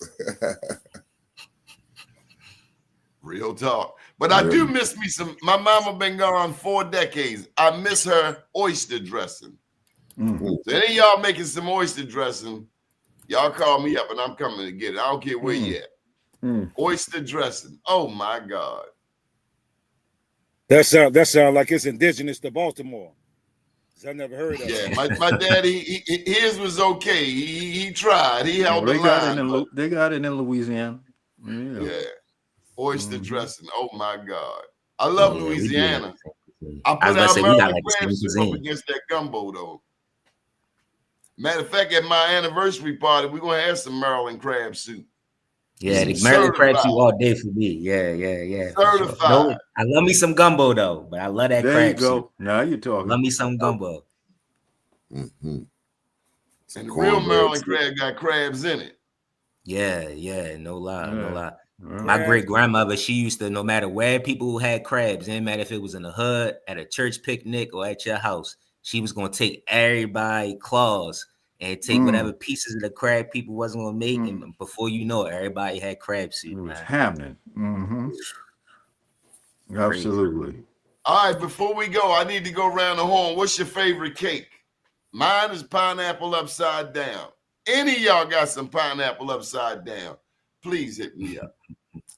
And it's got to have the pineapples on the top. It ain't pineapple upside down. You ain't got no pineapples on top. That's some diabetic attack action there. Yeah. Come on, Hannibal. When you ate cake, maybe you don't eat cake no more. What's the sweet? I like caramel cake with fresh caramel made, and you know what I'm saying, from scratch. You know, the caramel and the cake made from That's scratch. real sweet. Well, my cake would have to be a pie, and it would be my father's pumpkin pie. I miss it. I miss that. He was a master at making that one. Yeah, Now sweet potato pie. yeah, that too. They're interchangeable. They're interchangeable. Yeah, I must say I'm a bit more fond of that sweet potato pie though. I got You know, we had some Muslims on North Avenue here in Baltimore. Damn non-black addicts chased them off the damn corner. You ain't even hear what I said. I got it. Hey, what kind of cake black addicts? I heard Earl Thornton. He said, "Give me the German chocolate." My mama made a German chocolate. German chocolate got that coconut in it, right? The coconut, yeah. Lord, yeah, that's my joint right there. Back to Big Mama. My favorite is coconut cake. Or I didn't really like cake, so corn pudding. She would make corn pudding. Yo, I could put that on anything, bro. Yeah. Y'all remember egg pie? Y'all ever heard of egg pie? Egg pie? Yeah. Oh no. Oh man, that's good. Like it's like a custard pie, but it's made out of eggs. Oh, like a custard. But like lemon meringue pie. That's a Baltimore thing right there, lemon meringue pie. You don't know nothing about no lemon meringue pie. No, I used to stay away from that joint, but all my uncles and my grandfather and them, I thought it was like, what is it? Butter pecan? I thought it was an old thing coming up. Like you had to be a certain age to eat that. That's that rum cake. That cake with that liquor in it. That's what you gotta be old enough for. Speaking of, my mama had an eggnog, boy. She put that doctorate up. You don't know what I'm talking about. That eggnog with that kicker in it. No, I do. I know that one.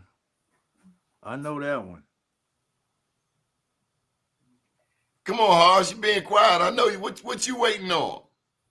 I know, man. I was in the process, but peach cobbler with vanilla ice cream. There you go. That's my. What kind of ice cream? What kind of ice cream? Vanilla. Yeah, Jack. What brand? You know we in the brands. Oh, well, I mean, if I want to, be bougie, Haagen-Dazs.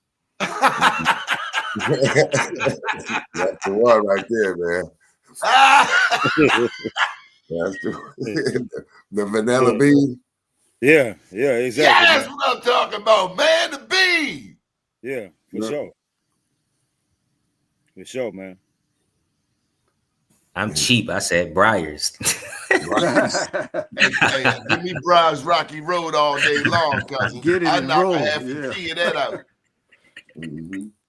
Yeah. And then we forgot the banana pudding too. Oh yeah, that's sake to me. Sake to me. Oh yeah. What is sake to me? If I'm mistaken, it's almost similar to a upside down 7-Up cake. Yeah, 7-Up cake, right?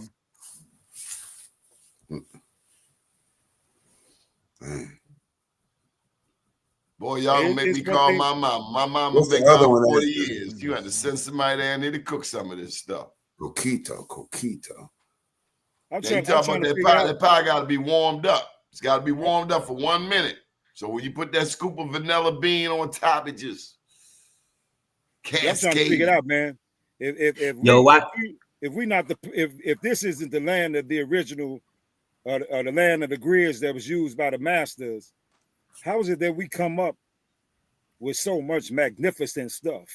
Everything. Did we talk about that the last time? Rap. Who uses the language like us in the world? Nobody. Who puts raisins and carrots in potato salad? Or a coleslaw. In everything. Who does that? Yeah.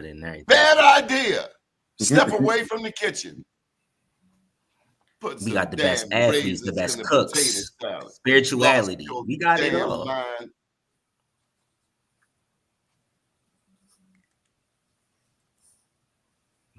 Some things ain't to be messed with, like Big Mama's recipe for macaroni and cheese. Don't mess with it.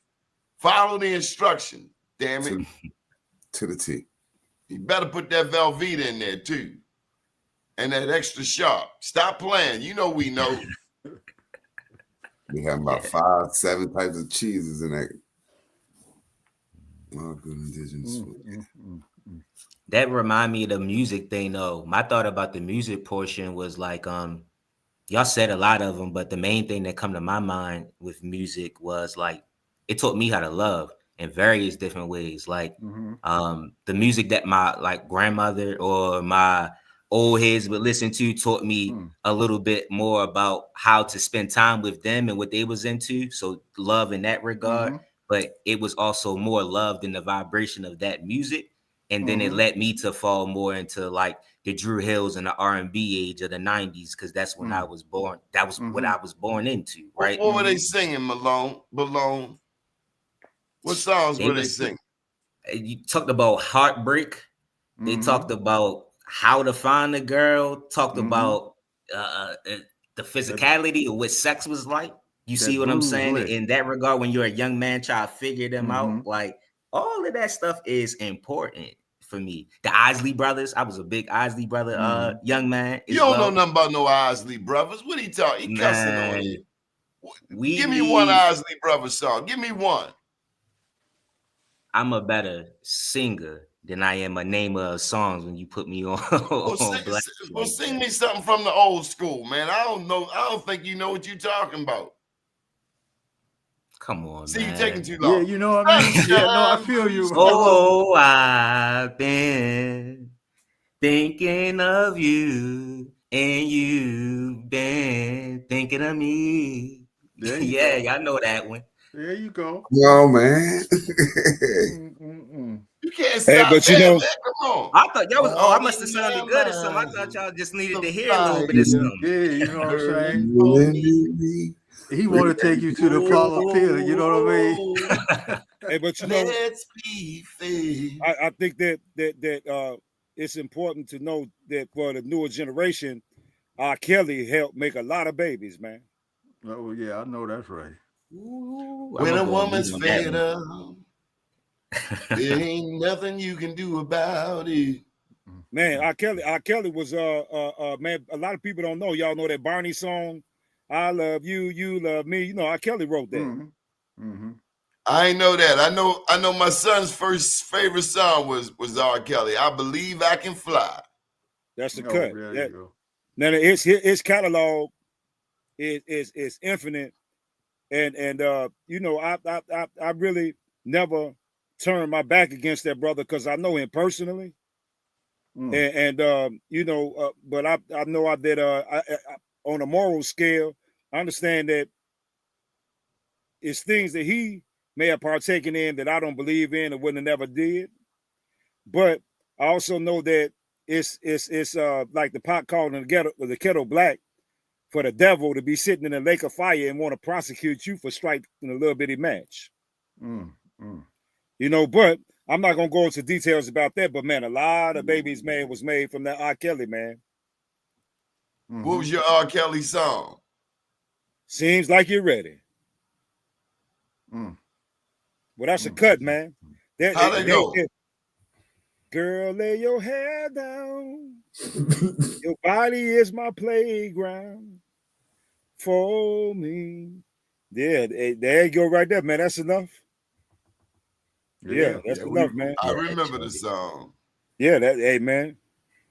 Yeah, and I remember the first 45 I bought. The first 45 I bought was Stevie Wonder, I Wish. The first 45 I bought right on North Avenue. I'ma give you money for Sunday school. You don't know about that. Malone. I trade you trade yours for candy after church is through. That's when you go in the store and they have the big old posters. You can buy the big old posters at the record store. Anybody remember that poster, Super Nigga? I don't remember that one. We probably started. I remember the one with the black lady and the Black Panther. What about the glow in the dark? Hey, Malone, these posters glowed in the dark. Well, what about the beads? Yeah, that'd be crazy. What about the day glow beads? game? And the velvet pictures they had the what was that? The San Diego Bridge on there with the little lights. Or remember the oil lamp that the oil would trickle down. Yeah. Man, Or it the was dogs playing cards. So Balone. So the posters that he talking about, you know, you had to get a black light. Check it. A black light. And they were like 4 feet long. And you turn them on and the poster would jump out at you. Oh yeah, I seen that before. Yeah. I haven't seen it personally, but I seen it on like TV back then. That's the way it used to roll. Hey, that same black light you're talking about, Elder, exposes what it looks like to wear SBS 15 sunscreen. There you go. Ooh, okay. It's back to the science. See, the further you go back to like y'all generation, the further you go further back and we get away from these phones, the science was just a part of y'all everyday life, just in different ways. Exactly. That's right. Do you know the elders used to dig up roots out in the backyard in the field and make medicine? There was no shock trauma. Remember, I told you I had a 98-year-old great grandmother, that I lived with, that called herself colored people. So she had a garden in the backyard. That was how I learned about. That's how I got into this field of the food of just understanding gardening with her. So yeah, that was her thing. Can any of y'all tell me what to put in my collard greens? Kale. Since y'all so wise. Kale. I'm telling you, kale, onions, turkey tails. Turkey tails. Why turkey tails? Because, man, to give it that flavor. Smoked turkey tails. Smoked turkey tails, yeah, they'll be correct. What is it about the turkey tail different than the drumstick or the wings? Smoke. Well, I mean, that turkey tail, that meat, you don't have to wrestle with that meat. Yeah, and it don't have to take that long either to boil down. Yeah, man, them turkey tails. The drumstick do take a while to boil down. Yeah. Yeah, put them turkey tails down in there, man, and get you some kale, get you some onions, get you some cayenne pepper. There you go. I ain't gonna give you my whole recipe though. Yeah, we know about this. Anybody that really make greens ain't gonna tell you what they put in that pot liquor. They gonna tell you everything. I tried.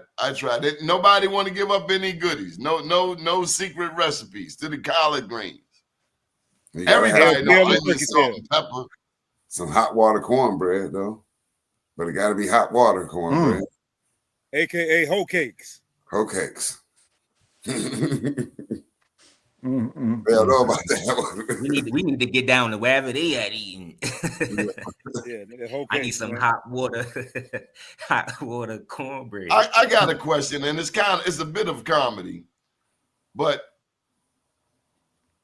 I see these cooking shows, and I see these cooks, these non-black cooks who are good at cooking, and I always wanted to ask, why wasn't you cooking back in the day? Why was my grandmother cooking?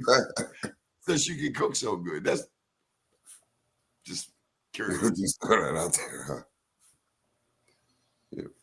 How because about they do the cooking show, and you gotta do this and this, and it's like, yeah, okay. But you know, Dr. Africa, rest in peace, Layla Africa, he said that they can't even taste the way we taste because their lack of that carbon that's in their taste buds that they can't taste. That's why the food is so bland. So I think that's deep too, man. That's another thing we focus on in our tribe is carbon-based eating. I do want to get that out since you said that, because we are carbon-based people. So we want to make sure we eat food full of color. If you don't want to get into the science, find the things that have color in the option, and then you're making sure that you're getting all that carbon in your body. Especially green foods, because they could contain electricity. How about the chow-chow? Anybody know about chow-chow? What you eat with greens? Yeah, well, I mean, you can put that on hot dogs too, man. Hamburgers. What is it? Especially spicy chow-chow. It's like mix of onion. It's like all types of stuff, like an old relish. I look like I want to tell you, when I went to school in Georgia, I was told, boy, you ain't gonna never eat like you eat in Georgia. I got down in Georgia, wasn't all that damn friendly with the damn food. It was kind of like New York. They was a little jive tight. New York will give you liquor all day long, but tell them, Planet, they ain't giving you no damn food. My aunt was about this tall. She had a big old seafood bake lot up in Brooklyn. She stood up on this chair and got in this woman's face because the woman took too much meat out the pot. I have never seen nothing like that in my life. She said, "Put it back, put it back." We I was roll, like, "Oh my we roll God, my different in the auntie is apple, yo. I'll gangster." tell you. Hey, but the best food is Chicago, Alabama, Louisiana. Yeah. Louisiana, yo. Have you ever been to Baltimore? Who, me? Yeah. Yeah, man. I got a seafood spot on Hollyberg. Down the street. We don't go there. I'm gonna have to take you to the real spot. I don't think you really tasted Baltimore. But no, man. I you know what? But I delivered over there, so it was convenient. They're a little pricey, and they was okay. Besides that, man, I go to the White House. Cooking? Was black people cooking in there now? Yeah, but I understand that. Yeah. But I'm pretty sure you know the spot that I'm talking about too, man. We don't go over there.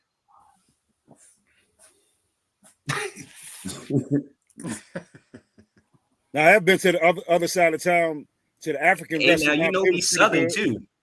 You know we Southern too. We don't only eat seafood around here. We eat good. We do it all. We eat it good. Oh yeah, well you know all of us are Southern, man. We just migrated northbound. Right. But I mean we interchangeable because we're universal to the land. Yes, sir. We love good rockfish here in Baltimore, in Maryland. I'm big on rockfish. I don't know if you ever had it. Striped bass. Oh my God. Stuff it with some crab meat. It's a wrap. Or blacken that rockfish. Woo. But you gotta come to Chicago and get a steak supreme with sweet and hot peppers. Nothing like it nowhere. In March. We just let me know. Today. All right, Planet, let's get on in here. We did 2 hours. Okay. Well, on this this so-called holiday that everybody gets together and eats and goes to this party and this, that, and the other. My suggestion is you bring your presence, right? So that's just not going there. You bring your presence there. Right? And the way you connect with that presence is what we're going to do right now. And that's just to take a deep breath in.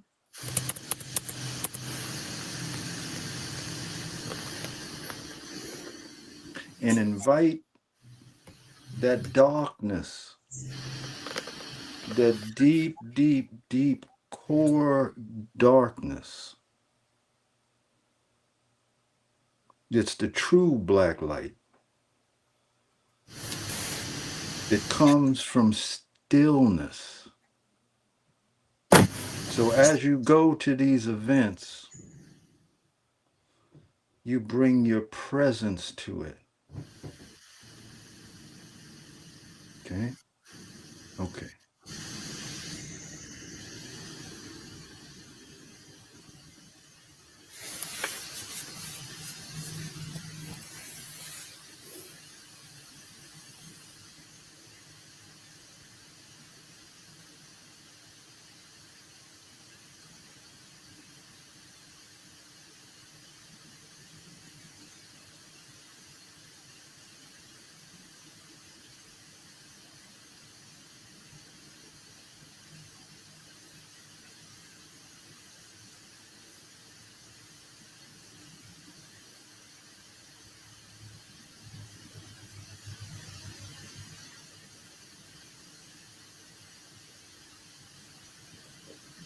grace, protection, and love on this weekend. Divine wisdom to guide you in the right places at the right time to say the right things. Love y'all. No, I'm playing. I ain't gonna let you go there. What happened? You had to give me some. You ain't done. Okay. What about when we bump into Uncle Leroy and he drunk? Or cousin Lucille show up and she drunk. You have and your she talking smack, and she brought up that SHIT from last year. Come on, Planet. This is the mental health season. I don't want that because that's when you call on your presence. No, that's when I leave. LEAVE. Well, if that's the move, then that's the move. But Protect if you're your in peace, that's what I believe. but if you're in a situation that is demanding you to react, don't leave. Yeah, leave. Yes, you can leave, or you can just be quiet, or whatever. But if they're in your face, yeah, you should leave. It's not serving them, and ain't serving you. Don't cut nobody. But you ain't got to. You ain't got to react. It's a long weekend. You ain't got to react. It's just a few days. You know, you ain't got to trip. Don't let it be an excuse for bad behavior, violence, and ultimately stupidity. Right? Go into that stillness as opposed to react. And as Donnie says, hey, ain't no shame in taking the about face, and let them stay with themselves. Right? Protect your energy. Protect your peace. Your peace, for real. It's one thing going on right now. This is the beginning of seasonal depression. It's going to go from now all the way through to February. So if anybody out there, seriously, if you've lost somebody and this is your first holiday, stay connected. You can call somebody. You can go knock next door. I think it's phony that this time of year, America finds a way to feed everybody. I wish they could feed everybody every day, but take all them free plates you can get. But the mental health from Thanksgiving to Valentine's Day alone, it can be very trying. Some people, truth be told, are on suicide watch. We have elders who are living by themselves. We have to think beyond ourselves, no matter how bad you're feeling. No matter how bad you're feeling, just look outside your window and I guarantee you will see somebody worse off. Absolutely. Sit there long enough, you'll see. So stay connected. Don't get too hungry. Don't get too angry. Don't get too lonely. Don't get too tired. It's called HALT, HALT. Don't get too hungry, too angry, too lonely, too tired. Be with somebody. Check on an elder. Check on the less fortunate. No matter however you're doing, somebody doing worse than you. That's a good way of making yourself feel better. Help somebody. Very true. Who has much less than you. What do you say about that, Horace? Sounds good. All right, come on with the libations, Papa. All right. There's an exit strategy. Know where the other door, know where the doors, know where the exits are. That's what they say. Cops going to a spot, they peeping where all the exits at. How do I get out this jump if something pop off? She coming there talking about you owe her $20 belong from last Thanksgiving. And she got you blocked in. She won't let you drive off. You know it get crazy. My daddy was Undertaker. If anybody's seen it, I've seen it. You ever see the mistress show up at the funeral? Whoa. Okay, come on with a libation. Okay. I'm gonna start off this honors list by giving honors to Prophet Noble Ali, the great Queen Neitha, the most honorable Empress Vidayasi, the most honorable Empress Chief Redbird, Chief Warhorse, the Honorable Kimba Vita of the Congo, Dr. Francis C. Wilson, Dr. Arikana, Sister Shahrazad Ali, the late great Ashada Shakur, Angela Davis, Mama T, Sister Vicky Dillard, Sister Myra, Dr. Joy DeGrew, a sister on YouTube by the name of LaChris, the sister Secrete Balance, the Honorable Elijah Muhammad, Malcolm Malik El Shabazz, Dr. Khalid Abdul Muhammad, Dr. Delwa Blair, the Honorable Taj Tariq Bey and Dr. G, the Honorable Dr. Claude Anderson, the Honorable Sun Ra,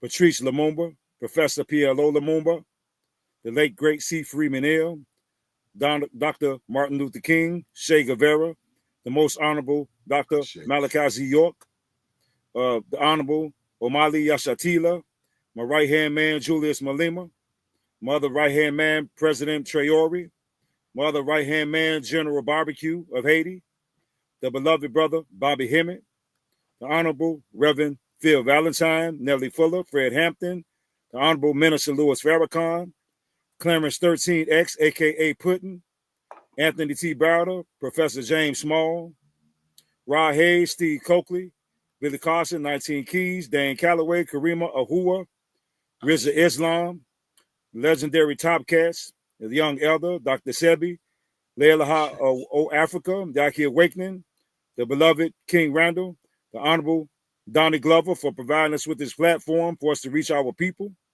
the Honorable Planet Wells, the beloved and honorable brother Hannibal James, the young, wise, and intelligent brother Mafia Shakur, the beloved brother Balone, and all of our viewers who are 100% on our team in this monumental indigenous movement here on Turtle Island without any questions asked. Ashe.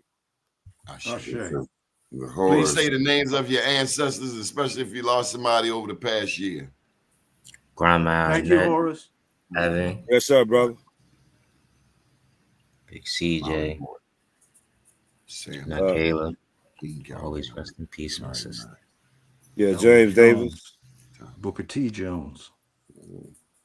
Walter Lee Jones. Amanda Jones. Judge Hardy. Leola Holly. Kerry Robinson. Alma Goodman. Herb Brown here in Baltimore. Uncle Bob. Ricky Ellis. Ollie Lillard. Jimi Hendrix. Laura Holman. Mary Holman. Mary Holman. Anisa Hoskins. Cookie. Curtis Mayfield. A.D. Daryl Motley. Lil Reggie. Ashe. All right. To our family in the chat, Harold Thornton, thank you for the love. Big Ma Baby, D22, and all of the people. Sister Awanasa, Regina Harris, she made a look what she wrote to y'all. Appreciate you, sister. Appreciate it. That keeps us coming back. Yes. Thank you, sister. It keeps us coming back. Awanasa, was it 7665? In terms of the discernment, it's the difference between listening and hearing. Okay, that's the difference. That's where the discernment lies. Okay, just wanted to add, yeah. And thank you for your comments. Oh, say it one more time for me, because I swear it's a pickup line. Say it one more time for me. It's a Muskoka, Ricky.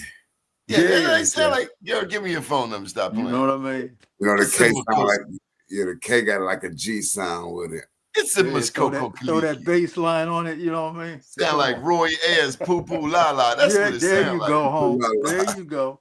Some Roy Ayers, Poo Poo La La. It's a Muskoka Leak. Yeah, but you're Daddy bug, yeah. Say that again. You will hear some of them speak with a Spanish tongue, because they say este. Yeah, este Muskoka Leaky. Yeah. Throw that Yusef Lateef on that bad. Y'all are nasty. Yeah, Y'all are Jack. real charismatic, romantic Indians. Okay, all right. Yeah. Peace, brother. Oh, shout out to Brenda. We know you watching, Brenda. We know you watching, Brenda. Stop playing. Get back on your Absolutely. job. Ashe, brother. Peace, Ashe. All right, peace, brothers. Y'all have a good one. Okay. Be safe. Till next time. Stay strong. Yes, sir. All right. Good evening, Good to world. see you, bro.